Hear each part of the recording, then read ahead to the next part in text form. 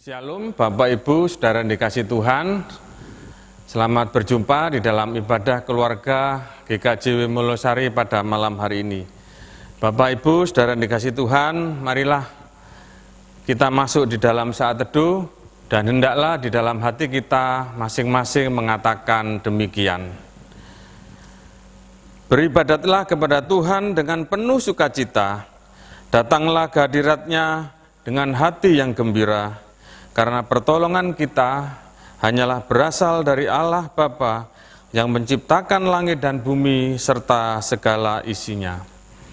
Kiranya kasih karunia dan damai sejahtera dari Allah Bapa dan Tuhan Yesus Kristus ada pada kita semua. Amin. Mari kita sambut dengan memuji Kidung Pasemon Jawa nomor 14 bait yang pertama.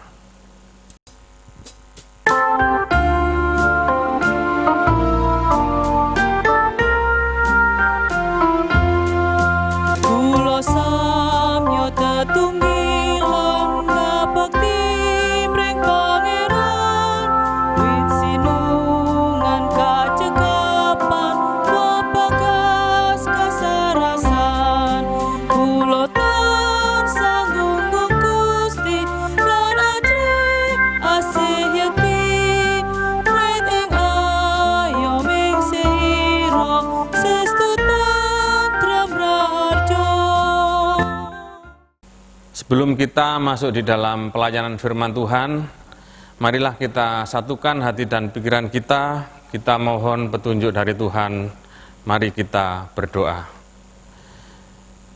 Kami bersyukur Tuhan pada kesempatan malam hari ini, kami boleh bersama-sama untuk membangun ibadah keluarga pada malam hari ini.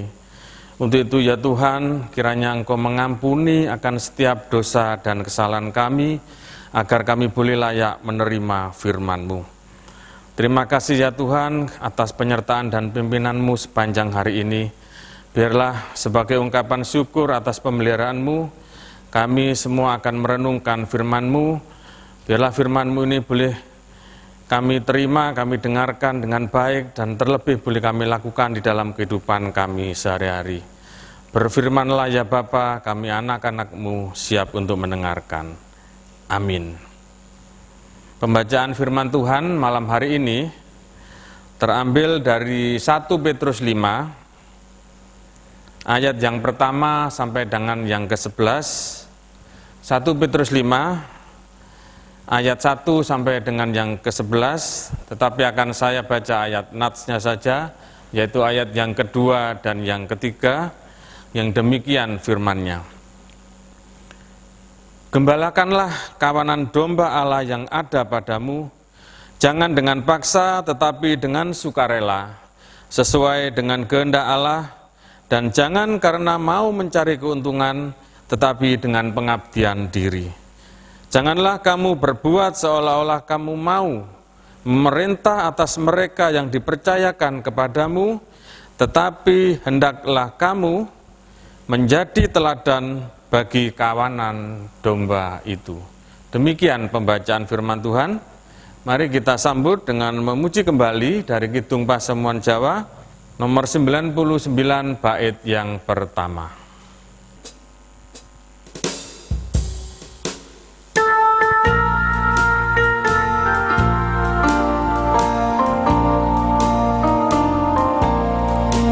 Aku duwe pamarto Yesus Kristus asmanyo, kang wis ngorbankan sariro buat aku sing dosa.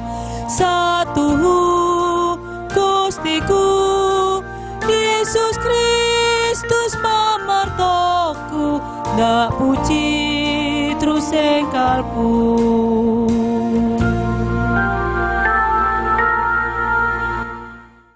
Jemaat yang dikasihi Tuhan, tema ibadat pada malam hari ini adalah menggembalakan dengan setia untuk mendapatkan kemuliaan Allah. Jikalau kita ditanya, seperti apakah pemimpin yang ideal itu? Tentunya jawaban kita akan bermacam-macam. Namun menurut pandangan umum, pemimpin ideal itu adalah memiliki moral yang baik, tidak mementingkan diri sendiri, ia juga tulus hati, ramah, bukan pemarah, tidak melakukan kekerasan, sabar, bertanggung jawab, dan tidak bertentangan dengan kebenaran. Dalam konteks bacaan firman Tuhan pada hari ini, berbagai kriteria di atas dirangkum di dalam diri seorang pemimpin yang disebut gembala. Rasul Petrus adalah satu dari antara 12 murid Yesus, dan ia adalah satu dari 3 orang, selain Yakobus dan Yohanes, yang menyaksikan Kristus dimuliakan. Dalam kehidupan sehari-hari, ia seringkali berperan sebagai juru bicara para rasul. Petrus juga menyaksikan peristiwa kematian dan kebangkitan Yesus Kristus. Dalam firman Tuhan juga mencatat bahwa Petruslah yang berkhotbah di hari Pentakosta dan menjadi soko guru jemaat yang di Yerusalem. Namun ketika ia menulis surat kepada para pemimpin, ia menyebut dirinya sebagai teman penatua. Ini terdapat di ayat yang pertama. Itu artinya bahwa dia tidak lebih berkuasa dibandingkan mereka. Ia mengingatkan para penatua atau pemimpin rohani agar menjadi gembala bagi kawanan domba Allah. Seorang gembala dalam arti luas tidak terbatas pada pelayanan Tuhan, tetapi kita semua juga mempunyai peran yang sama sebagai seorang gembala, baik di dalam kehidupan keluarga kita maupun di dalam pelayanan kita. Ada beberapa prinsip penggembalaan menurut Petrus. Di antaranya yang pertama, Bapak Ibu Saudara yang kasih Tuhan, kita seharusnya menggembalakan dengan sukarela, tidak dengan paksaan. Ini terdapat di dalam ayat yang kedua A. Pelayanan penggembalaan harus dilakukan dengan sukarela karena mengerti akan kehendak Allah. Semua pelayanan memang seharusnya tidak dilakukan dengan rasa terpaksa. Tetapi khusus terhadap pelayanan penggembalaan di mana kita nantinya akan dipercayakan domba-domba untuk kita gembalakan. Maka hal tersebut butuh kesadaran bahwa pelayanan tersebut tidak dapat dipaksakan. Ketika kita menggembalakan dengan rasa terpaksa, maka domba-domba kita akan merasakan dampaknya. Yang kedua, kita seharusnya menggembalakan dengan pengabdian diri, tidak dengan motivasi mencari keuntungan. Seorang gembala adalah seorang pemimpin, namun berbeda dengan pemimpin dalam hal sekuler. Seorang gembala adalah pemimpin rohani yang justru harus banyak berkorban dan melayani domba-dombanya ketimbang dilayani oleh domba-dombanya. Dan itulah mengapa seorang gembala yang baik justru akan banyak berkorban bagi domba-dombanya. Misalnya di dalam hal memberi perhatian, memberikan pertolongan, dan memberi waktu bagi domba-domba yang membutuhkannya. Dan ini berbeda, Bapak Ibu Saudara sekalian Tuhan, dengan pemimpin dunia yang ketika menjadi pemimpin justru kebanyakan mencari keuntungan bagi dirinya sendiri. Dan ini berbeda dengan seorang gembala yang justru harus siap berkorban, memberikan pertolongan bagi domba-dombanya dan kapanpun itu dibutuhkan. Kemudian prinsip yang ketiga, kita seharusnya menggembalakan dengan memberi teladan, bukan dengan memerintah. Terdapat di ayat yang ketiga, Gembala bukanlah jabatan politik seperti di dalam pemerintahan. Gembala memang harus memimpin domba-dombanya, tetapi mandat untuk memimpin itu bukan diberikan dari domba-dombanya, melainkan diberikan dari Tuhan Allah sendiri. Itulah sebabnya kita tidak dapat menerapkan secara mutlak seluruh prinsip-prinsip kepemimpinan dunia, entah itu di bidang pemerintahan maupun di swasta.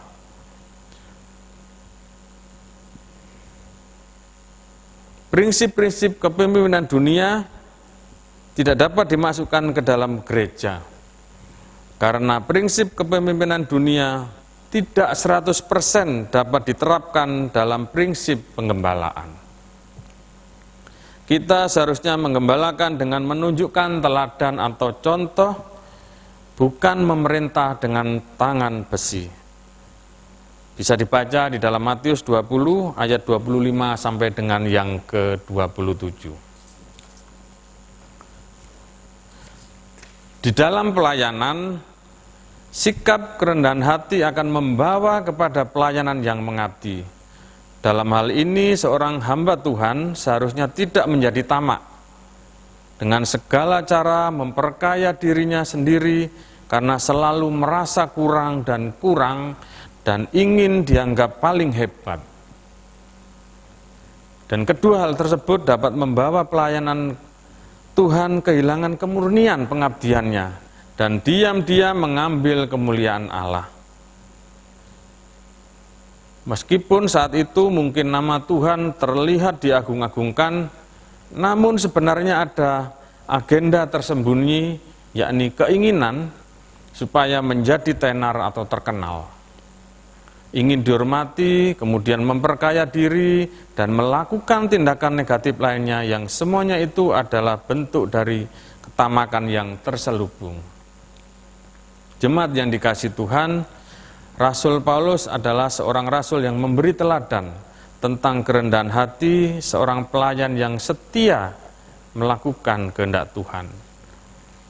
Bahkan sampai harus berkorban. Kalau kita bandingkan di Kisah Para Rasul 20 ayat 17 sampai dengan yang ke-24. Dan bukan itu saja, ia juga berusaha mencukupkan diri dengan pemberian dari jemaat. Dalam Filipi 4 ayat 11.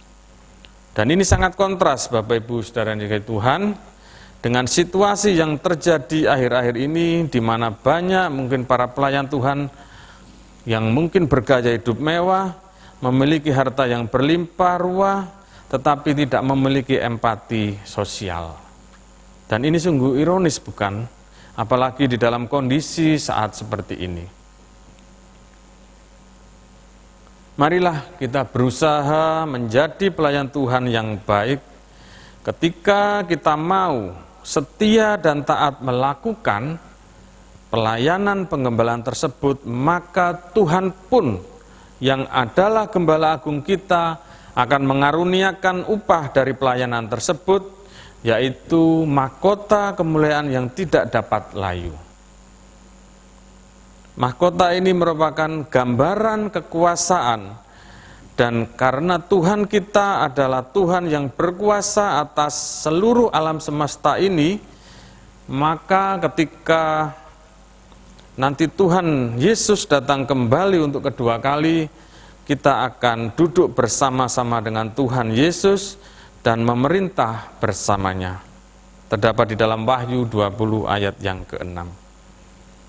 Jadi Bapak Ibu Saudara yang dikasihi Tuhan, ketika saat ini Tuhan sedang mempercayakan pelayanan penggembalaan kepada kita, entah berapapun banyaknya domba yang dipercayakan kepada kita, lakukanlah itu dengan setia, dengan senantiasa memandang Tuhan, dan kita yakini bahwa mahkota kemuliaan yang akan diberikannya kepada kita. Ketika kita setia mengerjakan pelayanan kita sampai kesudahannya. Di dalam Wahyu 2 ayat 10. Melayani bukan dilayani. Amin.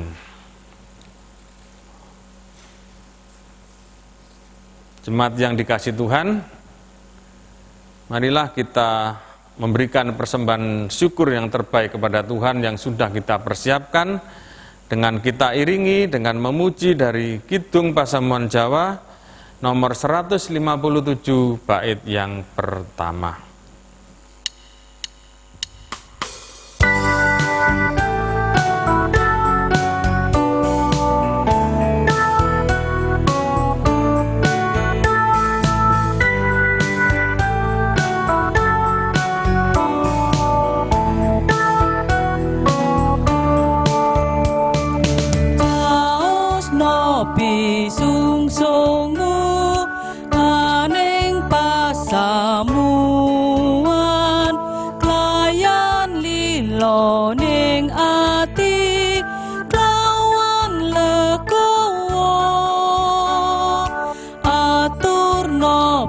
Sungsungmu kanthi sukarana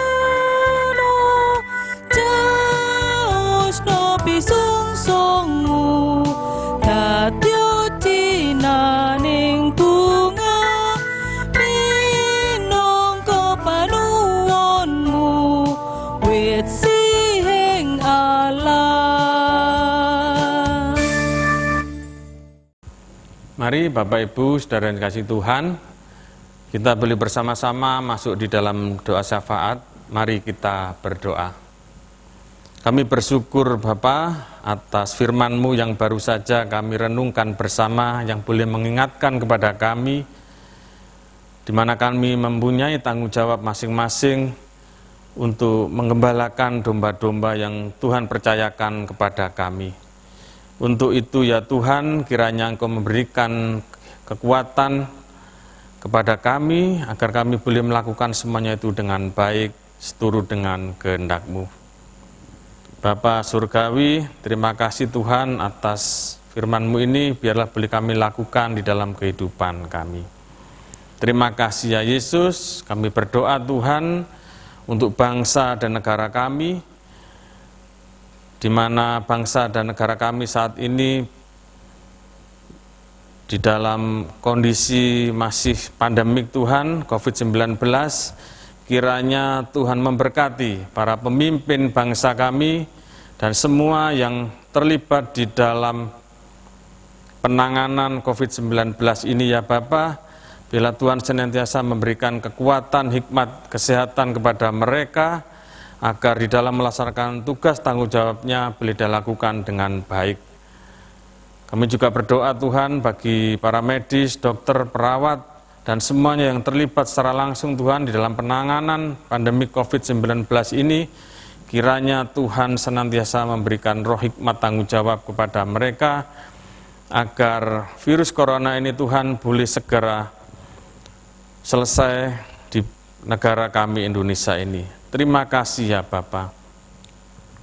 Bapa Surgawi, kami juga berdoa untuk warga jemaat-Mu Tuhan yang mengalami sakit, yang kami ketahui, Ibu Edi Wahyuni, Bapak Katon, Ibu Sarjono Sujak, Ibu Sudarmaji, Bapak Yunias, dan saudara anak kami Ian, dan juga saudara-saudara kami yang lain yang tidak bisa kami sebutkan satu persatu, yang juga mengalami sakit dan kelemahan tubuh. Kami percaya Tuhan, kami serahkan saudara-saudara kami ini dalam kuasa penyertaan-Mu.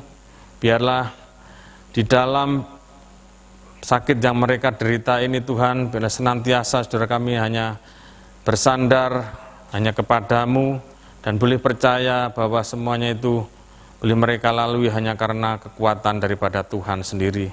Dan kami percaya Tuhan, setiap usaha yang mereka lakukan, kiranya Engkau cukupkan segala kebutuhannya, dan kami percaya Tuhan akan memberikan kesembuhan bagi saudara-saudara kami ini, hanya karena kuasa dan pertolongan dari Tuhan sendiri.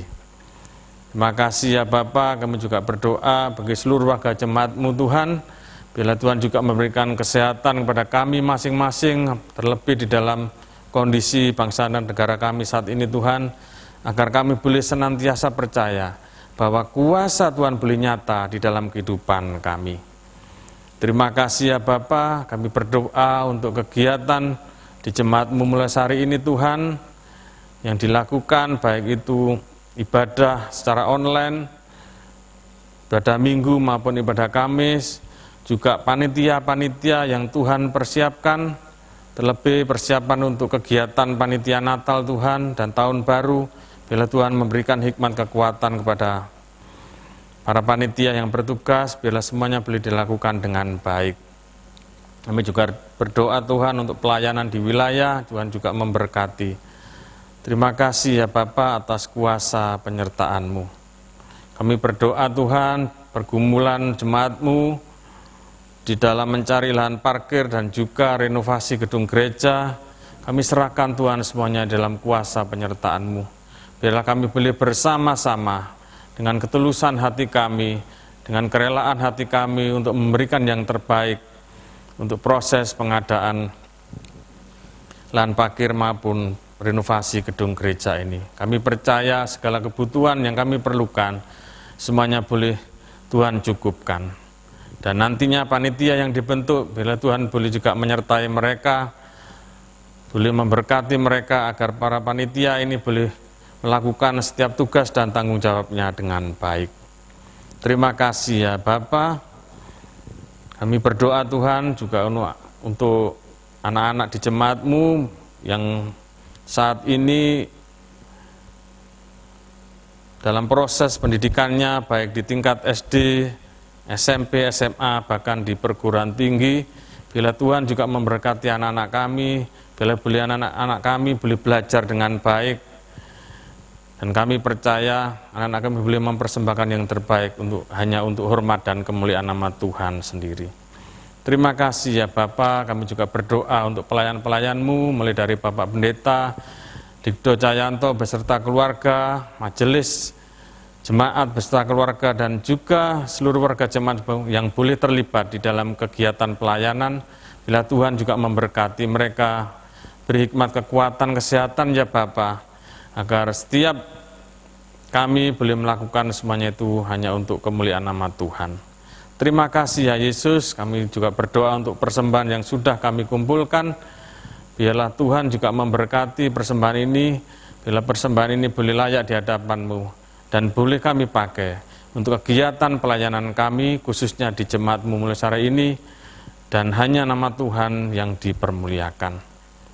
Terima kasih ya Yesus, inilah doa syafaat kami, ungkapan syukur kami, yang boleh kami naikkan hanya di dalam satu nama, Tuhan kami, Yesus Kristus. Amin. Mari Bapak, Ibu, dan Saudara, sebelum kita mohon berkat Tuhan, kita pujikan Kidung Pasaman Jawa nomor 452 bait yang pertama.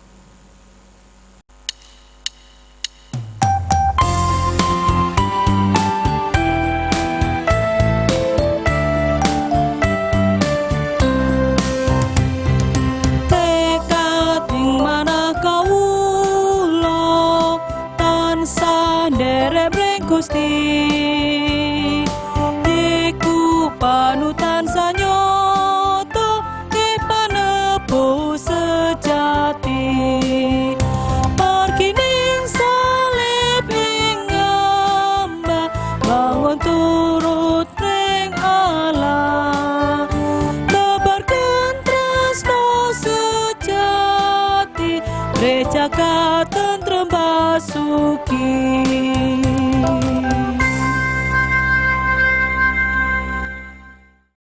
Saudaraku yang dikasihi Tuhan, marilah kita bersama-sama memohon berkat dari Tuhan, dan terimalah berkat Tuhan yang disampaikan melalui hamba-Nya yang demikian.